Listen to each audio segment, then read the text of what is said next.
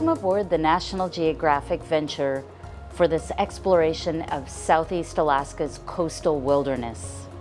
Over the next 7 days, we'll be exploring by Zodiac inflatable boats, by kayak, on foot, on paddle boards, and we'll have a chance to explore everything that makes this place wonderful and special. We're so excited that you're here with us.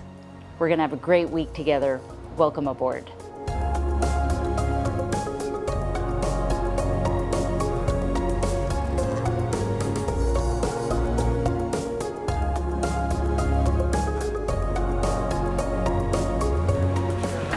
Okay.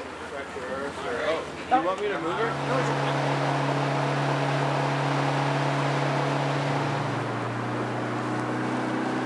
Welcome to Tracy Arm and welcome to the South Sawyer Glacier. This is a tidewater glacier coming out of the Stikine ice field, which is about 1,500 square miles of an ice cap. In the past, there's been up to 30 major glaciers that come out of this particular ice field, but a lot of them have retreated greatly.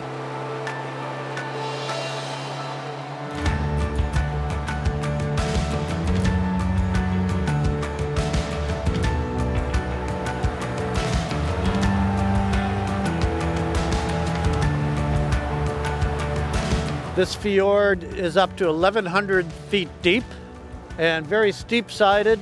You probably saw some of those valleys as we were coming in, those U-shaped valleys, and that's a typical glacial carved valley. And so the fjord we're in right now, if you removed all the water out of it, it would look like that.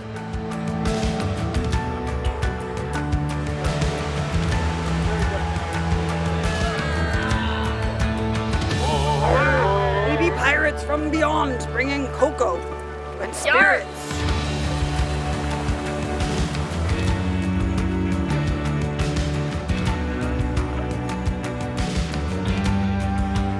Those are all harbor seals, and they use this ice as a platform to give birth, to nurture their young, and to rest. And it's a good way to stay safe from predators.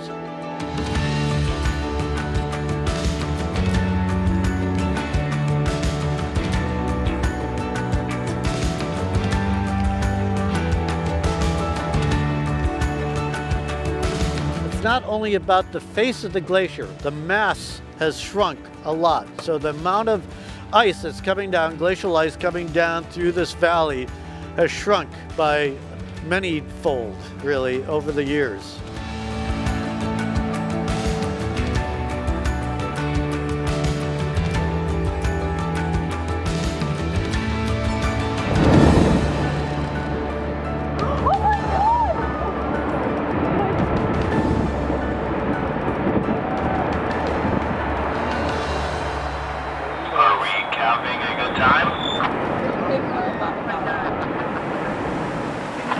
Can you take his radio away, please?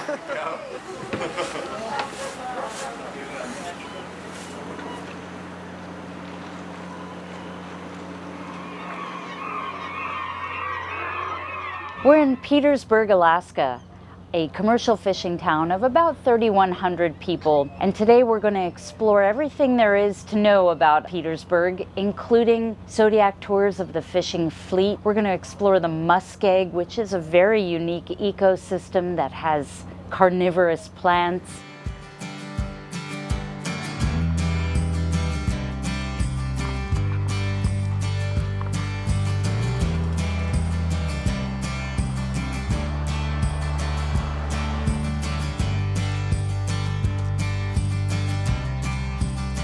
Petersburg was discovered by a Norwegian, Peter Bushman, and he created this town in order to do the fish packing for the fleets that were catching lots of salmon. The location here, not far from the LeConte Glacier, was perfect to have glacial ice to pack those fish. And so this town grew up around that idea.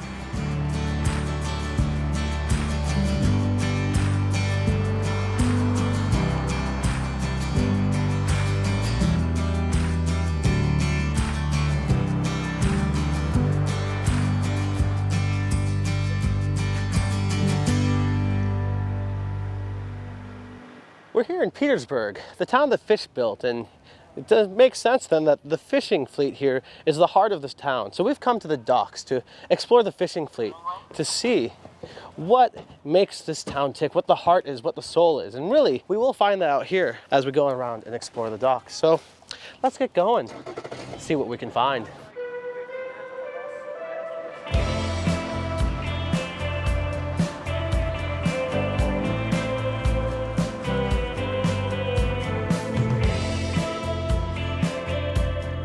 Here, now we're in the docks and we see plenty of fishing boats. Petersburg, a fishing town. We see fishing boats not just for one species or two species, but we see an array of vessels rigged for different sorts of fishing. Some have crab pots, some have nets for salmon, some are fishing for salmon by trolling.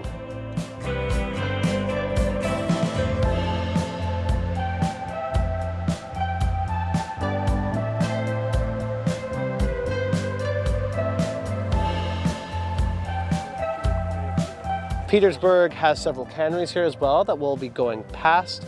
These canneries point to the history of the fishing here in Petersburg, and 5 canneries at its peak. Really a sign of how lucrative the fishing here was. Petersburg truly is the town that fish built, but after a day here, I'm sure we've all come to know that.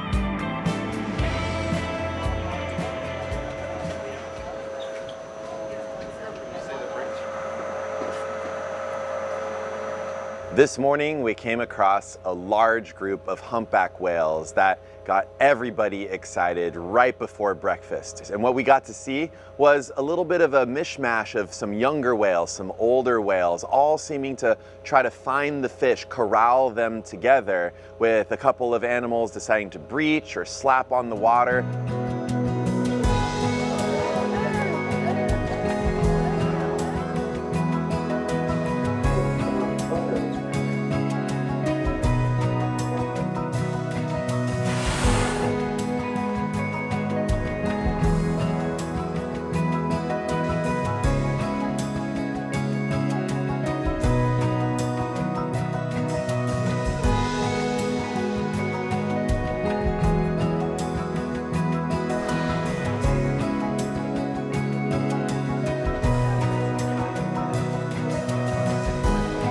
After breakfast, we repositioned the ship over to Freshwater Bay for some time out on the water.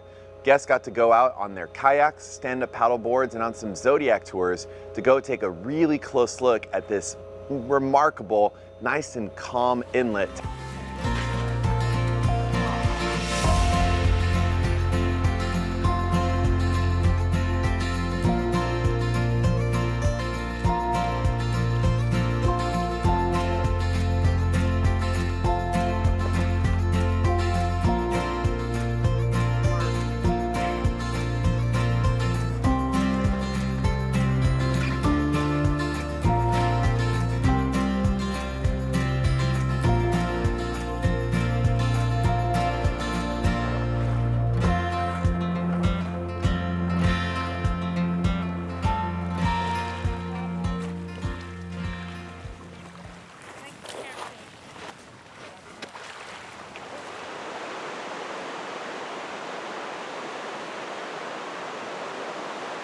Oh, what a day at Pavlov Harbor. You know, we came hoping we would see a bear. And we not only saw a bear, but we saw the big badass bear of Pavlov Harbor. There's this one bear, his belly is getting really big this time of year, and he dominates that entire salmon stream.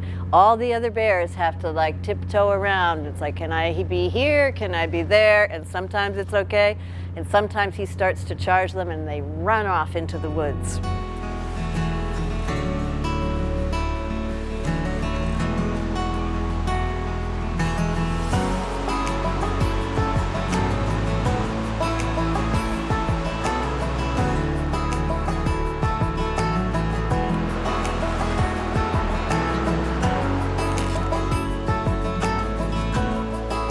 This time of year, every salmon stream is going to have brown bears on it because you're getting into fall. They have already satiated a hunger that they had from not having enough to eat, but now they have to fatten up because it's the fat that they metabolize over the winter. So if they don't all get fat by the time the snow flies, they might not make it all the way through the winter until they wake up again in the spring. The bears need to get good and fat and happy, and that's what they're doing. They're eating the brains of the fish and they're eating the eggs from the female salmon so that they can get all the nutrition and all the fat in the least amount of time.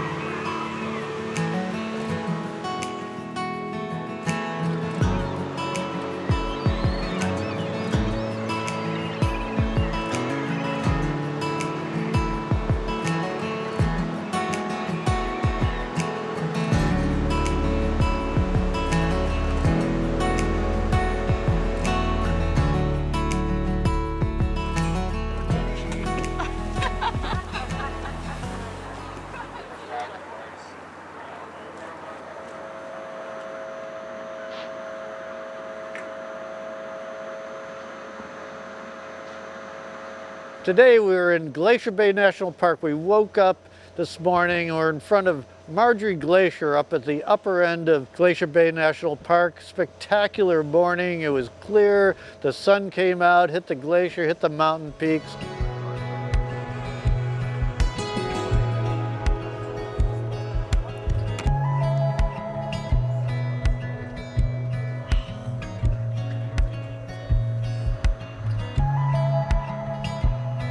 Glacier Bay was formed by Grand Pacific Glacier, and as it retreated, Glacier Bay was formed with the water moving back in. So now, 65 miles up the bay, we can take our ship, where back 250 years ago, that same ice was out at the mouth of Glacier Bay.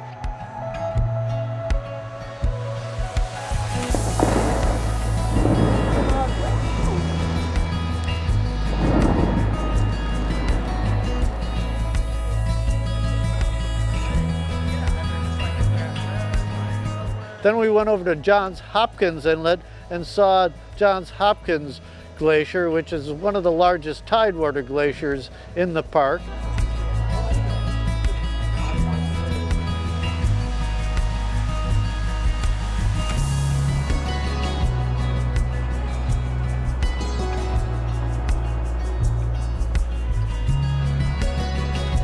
One of the reasons Glacier Bay is here is because we have the highest coastal range on the planet, the Fairweather Range, that is right on the edge of the Gulf of Alaska, and all that moisture coming over on the Japanese Current gets raised up, dumps the snow up in the mountains, so we have a huge Brady ice field up there that's feeding all these glaciers.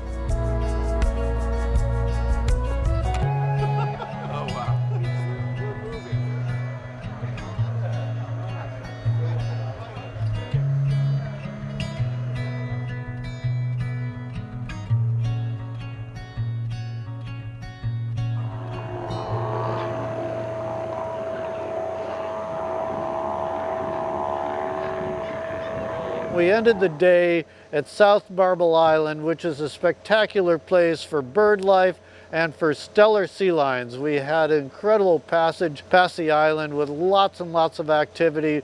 People are excited, lots of things going on, and it was a fantastic way to end our day in Glacier Bay National Park.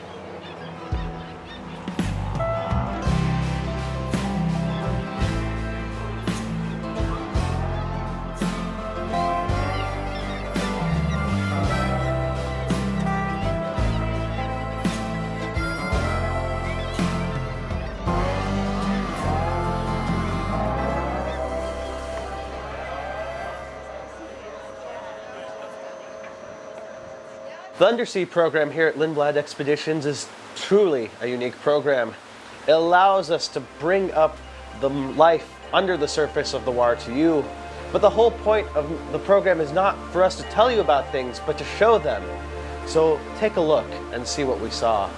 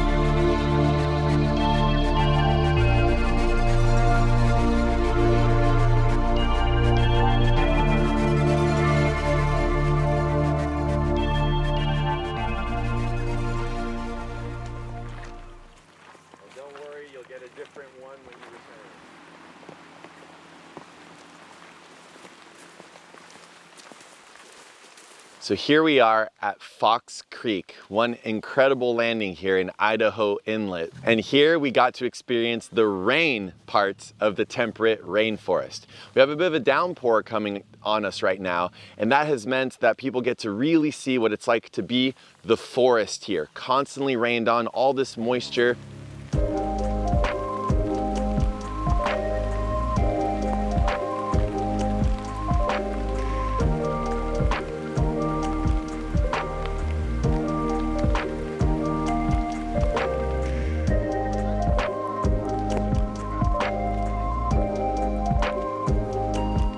In the forest, we have a lot of very interesting things happening with this rain. So we had many different species of mushroom. There's what's known out there as the wood wide web, where the trees are interconnected by mycelial networks, or basically little engineering mushrooms connecting all of the things growing together to create this old growth, temperate rainforest that is so incredibly productive.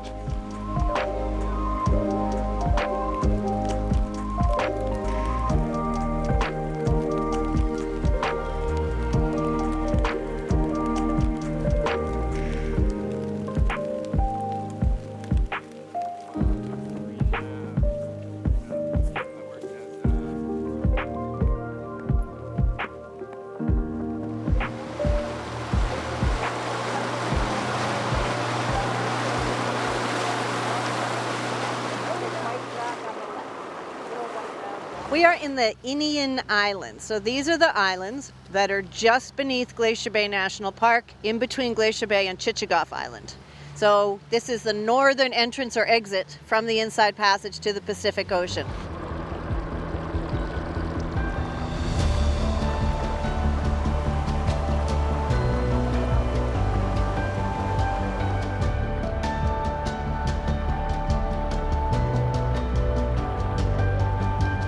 But if you look off to where the other Zodiac is at our 3 o'clock, there's a few of the sea lions in the water out there kind of playing around.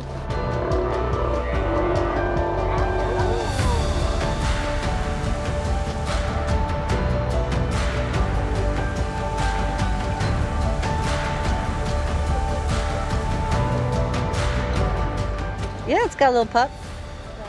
It looks like it. What they have is a very rich and luxurious fur coat that's a little big, so they've got a little extra, and they have a really fast metabolism. That's how they stay warm and dry.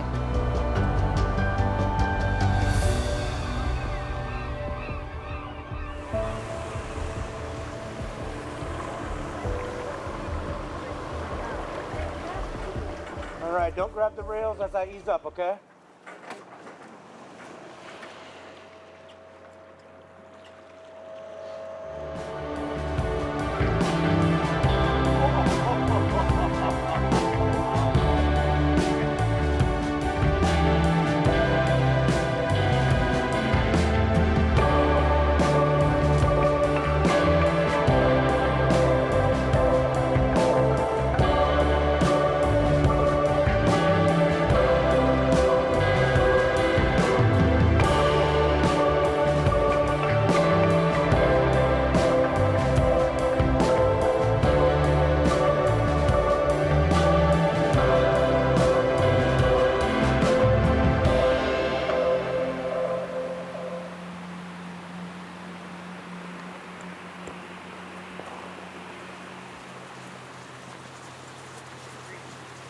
This morning we've come into a place called Ush Bay. It's our last landing of our trip. Off and on, raining a little bit, but right now it's just beautiful, and we're out walking over to an active salmon stream where there's pink and chum salmon.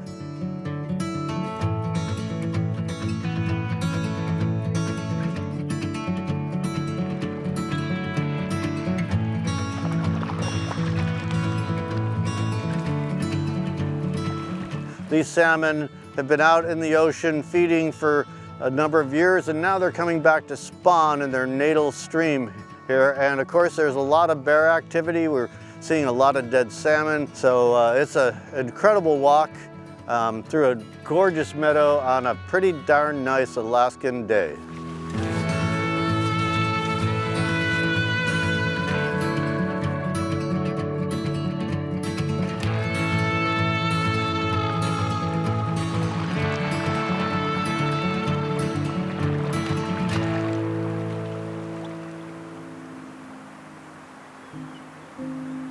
We have had a truly incredible expedition exploring Southeast Alaska. From majestic bears at Pavlov Harbor, to a perfect bluebird day in Glacier Bay National Park, to a morning surrounded by humpback whales. We have experienced many different landscapes, glaciers, and idyllic small Alaskan towns. The wildlife has been exceptional. We've seen active bears, excited humpback whales, boisterous sea lions, and so much more. We hope you have had a fabulous expedition on board the National Geographic venture, exploring Alaska's coastal wilderness.